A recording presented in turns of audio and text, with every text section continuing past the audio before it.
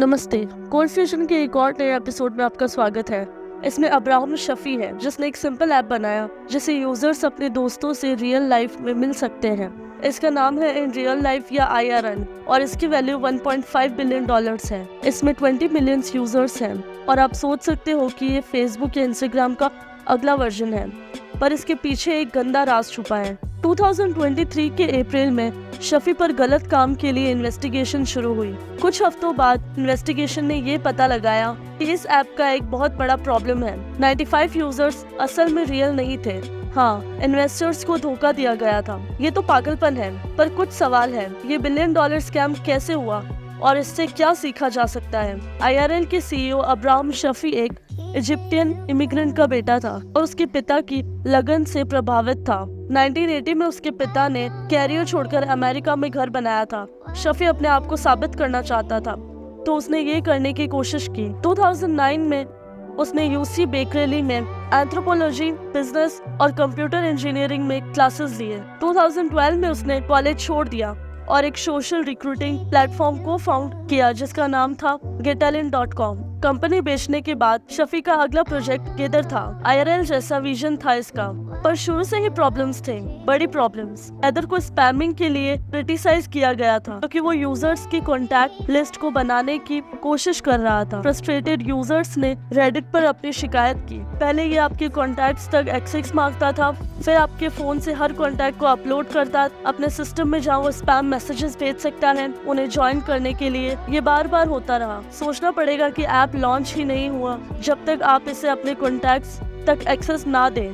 ये इतना क्यों चाहता था?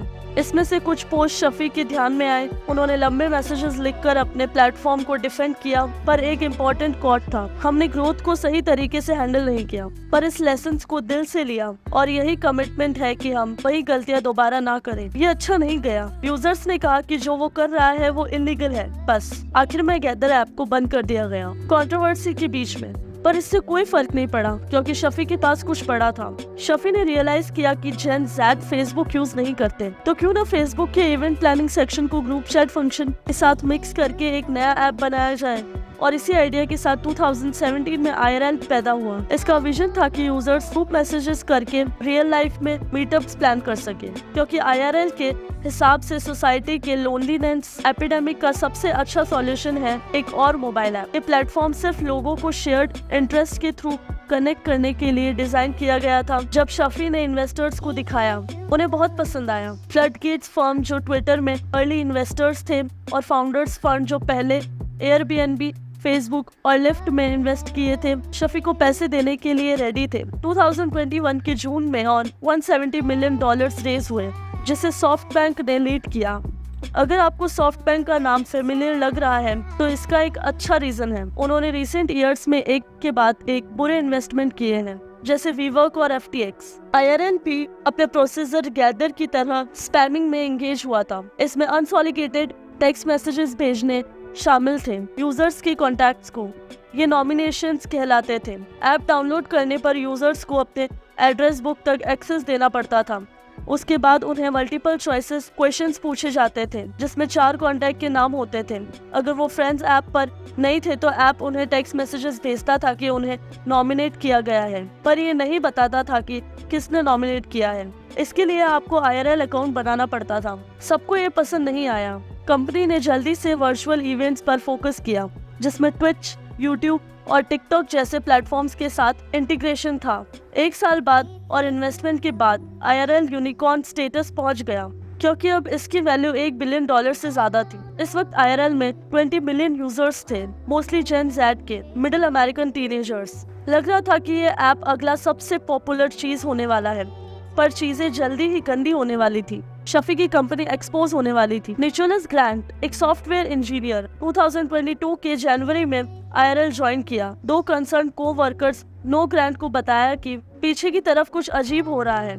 कुछ हफ्तों में ही उसने पता लगाया कि IRL पर शेयर किए गए हैं फोटोज स्टॉक इमेजेस थे, न कि यूजर्स जनरेटेड फोटोज। उसने गूगल प्ले और IRL के पब्लिकली स्टेज्ड फिगर्स के बीच डिस्क्रिपेंसीज भी दिखे। चीजें और भी अजीब हो गई जब एक दिन एक इंटीग्रल डैशबोर्ड ने दिखाया कि यूनाइटेड स्टेट्स में लगभग सारी यूजर एक्टिविटी गायब हो गई थी।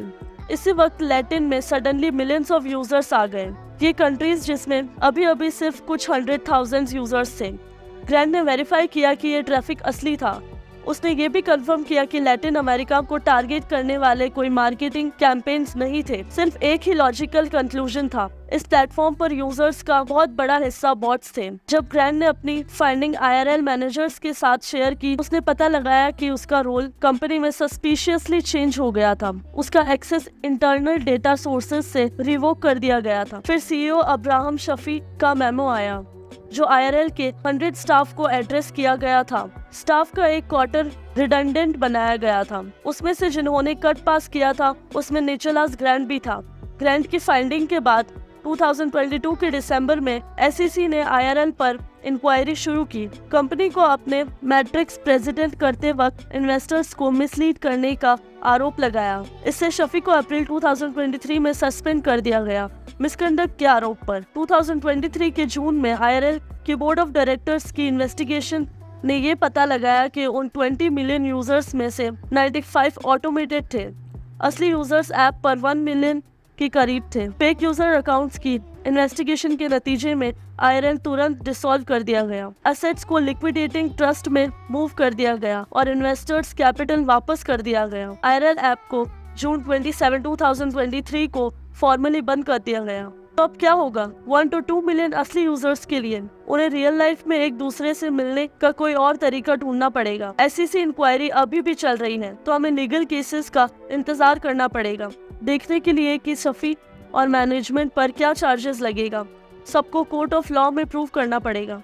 जुलाई 5 को शफी ने लिंक्डइन पर एक पब्लिक स्टेटमेंट दिया जिसमें उसने कहा कि रिपोर्ट की फाइंडिंग फ्लैट रॉन्ग है और वो अपने मैट्रिक्स पर कॉन्फिडेंस रखता है। एक इंटरव्यू में उसने बताया कि उसके फिगर्स और एक्सटर्नल एस्टिमेट्स के बीच डिफरेंसेस इसीलिए है क्योंकि यूजर बेस का मेजॉरिटी टीनेजर्स हैं। उसके हिसाब से प्राइवेसी रीजंस की वजह से इन यूजर्स का डेटा ट्रैक करना मुश्किल है, पर उसने इस मैटर पर जो और चीजें कही हैं उनसे उस पर ट्रस्ट करना मुश्किल है। जैसे शफी ने कहा कि एक्सटर्नल एस्टिमेट्स में वेब यूजर्स नहीं थे। उसके हिसाब से ये IRL के यूजेज का 20% था, पर दूसरे एक्सटर्नल एस्टिमेट्स इससे एग्री नहीं करते। मंथली वेब विजिट्स 2,70,000 के आसपास थे, जो मिलियन से बहुत कम है, जिसे वो क्लेम कर रहा है। इस वक्त वो खुद पर लगे एलिगेशंस को डिनाई कर रहा है, पर अच्छा नहीं लग रहा है। पर ये सब फैमिलियर नहीं लग रहा है। IRL और उसके फाउंडर शफी को डाउनफॉल एक string of high profile cases का हिस्सा है जिसमें इन्वेस्टर्स को डिफ्रॉड किया गया था।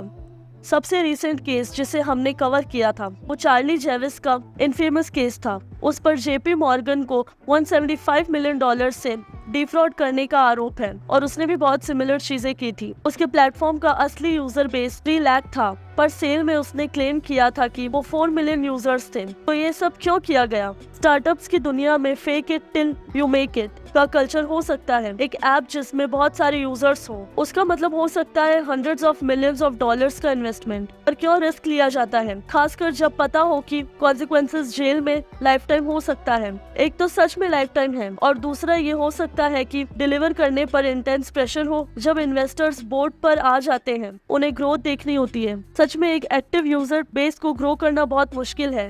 कुछ एंटरप्रेन्योर्स शॉर्टकट्स लेने की कोशिश करते हैं, पर एक सवाल जो हम सब जानना चाहते हैं, ये लोग कैसे सोचते हैं कि वो नंबर्स फेक करके निकल जाएंगे? आखिर में लोग पता लगा ही लेंगे। शायद फेम और फॉर्च्यून बहुत अट्रैक्टिव हो। तो ये थी IRL की कहानी, एक सोशल मीडिया ऐप जो दोस्तों को रियल लाइफ में मिलने में हेल्प करने का प्रॉमिस करती थी, पर निकला कि बहुत कम रियल लाइफ यूजर्स थे। कोल्ड फ्यूजन पर अब हमारे पास काफी कलरफुल कैरेक्टर्स हैं। SPF, Charlie Javice, Elizabeth Holmes, Trevor Milton, Do Kwon और अब अब्राहम शफी। मुझे लगता है कि ये last high profile fraud case नहीं होगा जो हम देखेंगे। अब लो इंटरेस्ट रेट्स और फ्री फ्लोइंग कैश के दिन पीछे हो सकते हैं, तो इन्वेस्टर्स ज्यादा ड्यू डिलिजेंस कर रहे हैं। शायद fake it till you make it.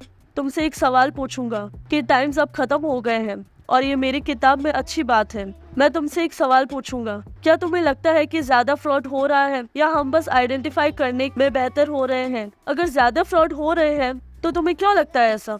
Comment section में डिस्कस कर सकते हो। So anyway, thanks for watching. अगर तुम साइंस, टेक्नोलॉजी या बिजनेस के ऊपर स्टफ देखना चाहते हो तो कोल्ड फ्यूजन के अराउंड देखो। ऑलराइट, मेरा नाम है डुगोगो और तुम कोल्ड फ्यूजन देख रहे हो।